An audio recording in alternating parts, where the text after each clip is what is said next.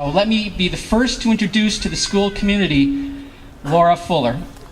Wow, it's great to see you all gathered like this. I wish you could see the site that I'm looking at right now. I feel so proud to be here amongst all of you. Welcome back, students, faculty, staff, and parents.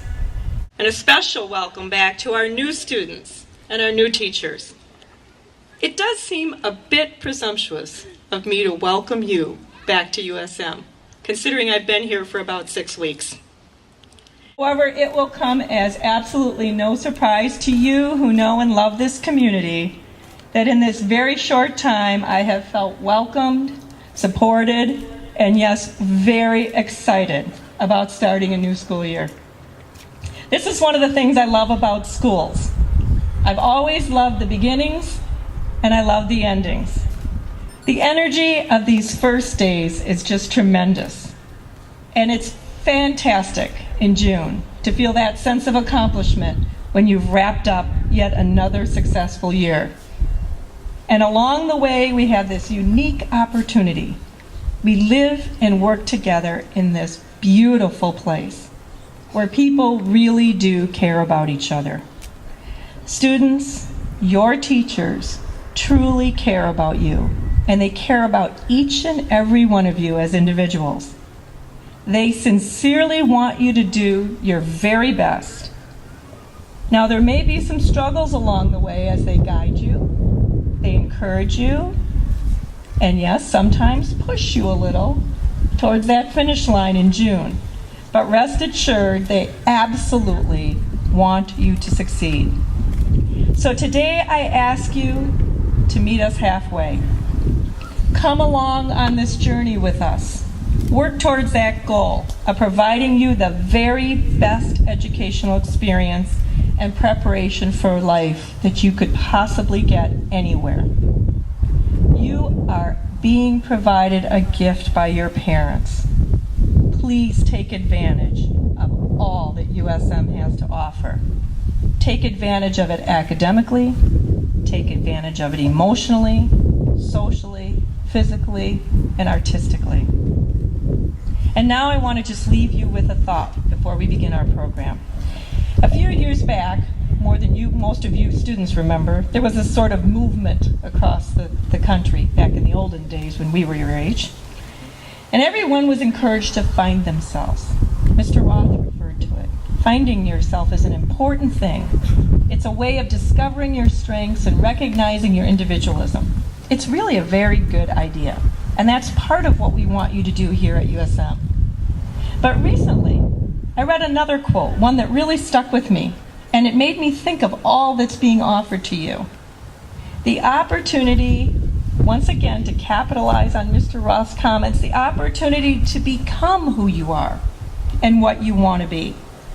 Not just rely on fate, not just let life happen to you. And this is the quote: life is not about finding yourself, life is about creating yourself. So each and every one of you, from pre-K students all the way up to the seniors, how about if you take some time this year and throughout your USM career and think about what you'd really like to become. Think of how you want to be remembered, of your legacy, and take advantage of this gift. And then create yourself. Again, welcome back. I can't tell you how proud and excited I am to be here amongst you. Thank you. And now I would like to ask our middle school new student guides to please come forward and lead the school community in the Pledge of Allegiance. And as they're coming up, I'd like you to note that there's some special meaning here. We obviously know this is the flag of the United States, but I know that we have the senior class flag, and is that right? It's over there, and one more time. There we go, class of 2012. Their flag will fly all year in honor of their legacy as our senior class, as our leaders, and we are thrilled to have all of this happening for us this year. So middle school students, I pledge allegiance to the flag of the United States of America and to the republic for which it stands, one nation, under God, indivisible, with liberty and justice for all. I would like to call our prefects forward, our leaders of the Student Council. Beginning with Greg Booth, they will be talking to us about what it means to behave in a manner of honesty. When we are young, the word honesty is often associated with another word, punishment. For most, it seems as though our parents or teachers trick us into believing that being honest is the right thing to do, just so they can corner us into admitting something terrible we had done. For example, when a lamp broke in my room, I initially claimed to have no idea why.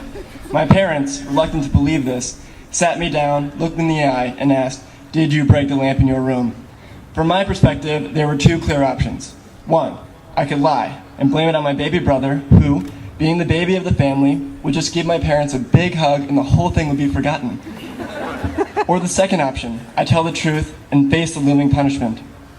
I sat in my chair, squirming, before I finally said, "Mom, Dad, I broke the lamp when I was swinging a golf club in my room and things got a little out of hand."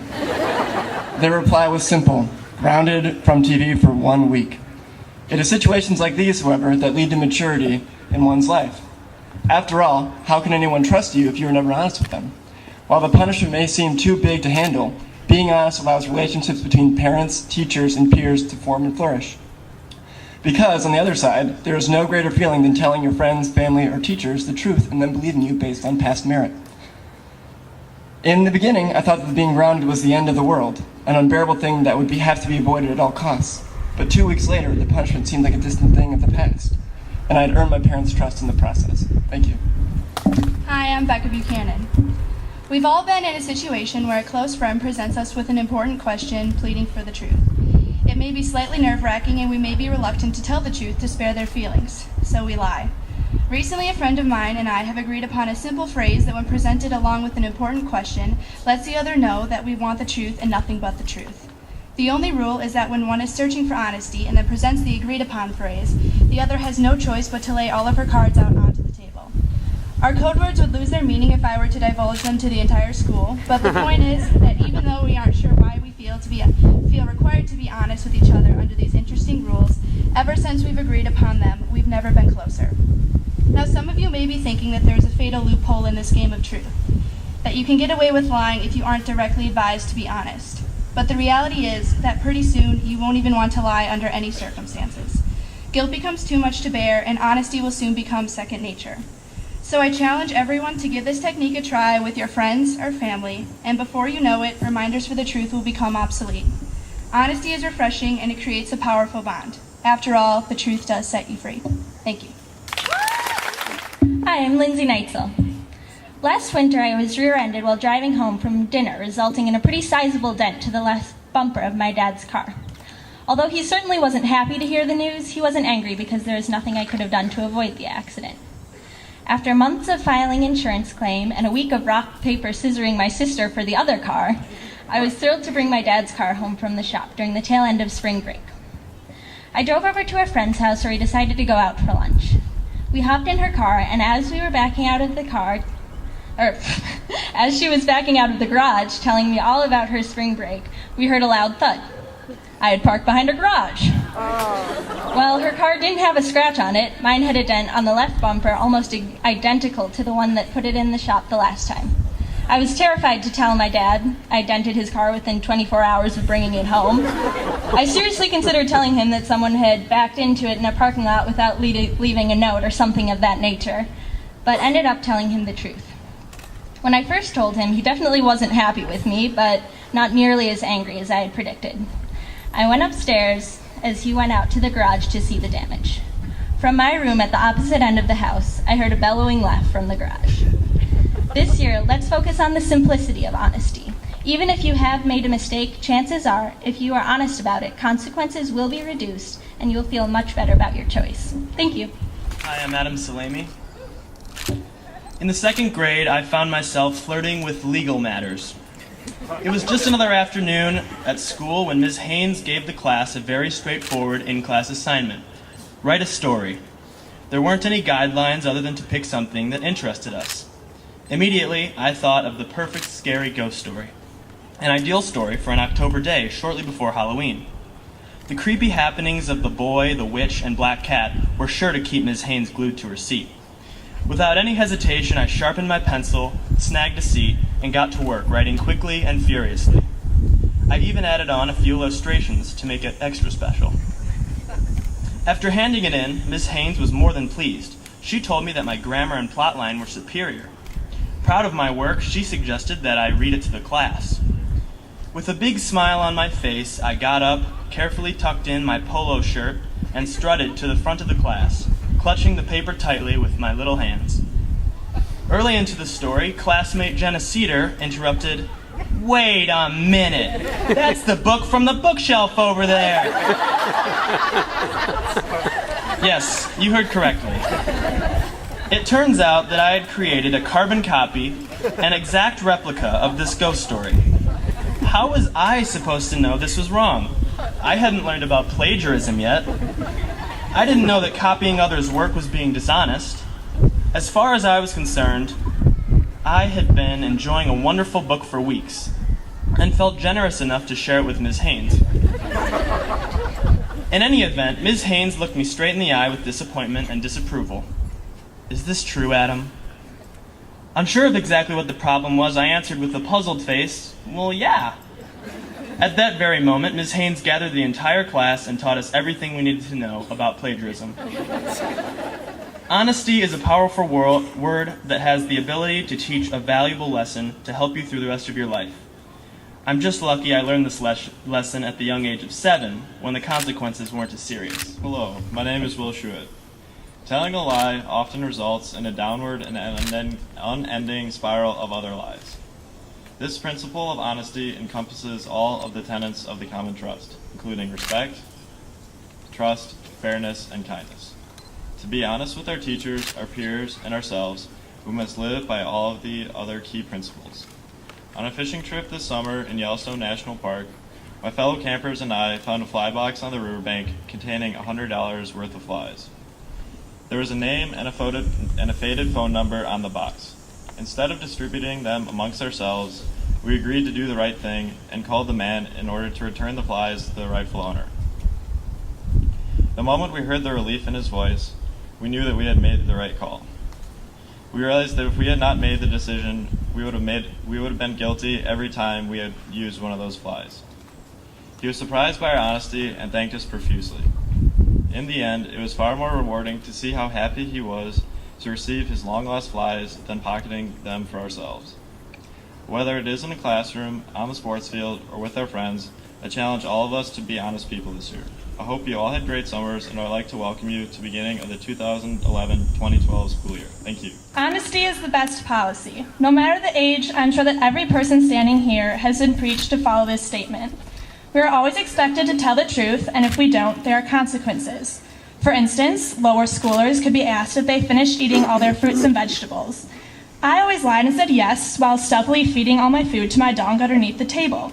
I learned my lesson when my dog threw up all of my new shoes from eating too much my own asparagus.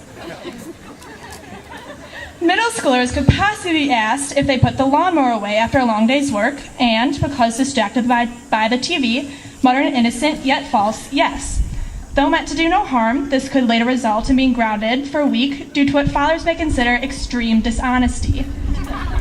High schoolers could come home one day and be bombarded with questions regarding the dent in the back of their car. They could make something up that puts them in a better light than what actually happened, while their best friend, who was a witness, may have a different story in mind. Be sure to tell the real story, because the truth will eventually come out. I know how it feels to be asked questions like these, and even when it is tempting to lie to avoid consequences, it is always much easier to be honest. What is considered a simple white lie in lower school may lead to the habit of telling more severe lies as you age, and eventually those innocent white lies are no longer so innocent. So no matter what grade you are in or what problems you are faced with this year, be sure to take the high road and tell the truth, because after all, honesty is always the best policy. Thank you. Mr. Tom Richardson, the most tenured faculty member at USM, will now ring the bell to signify the official beginning of the 2011-2012 school year.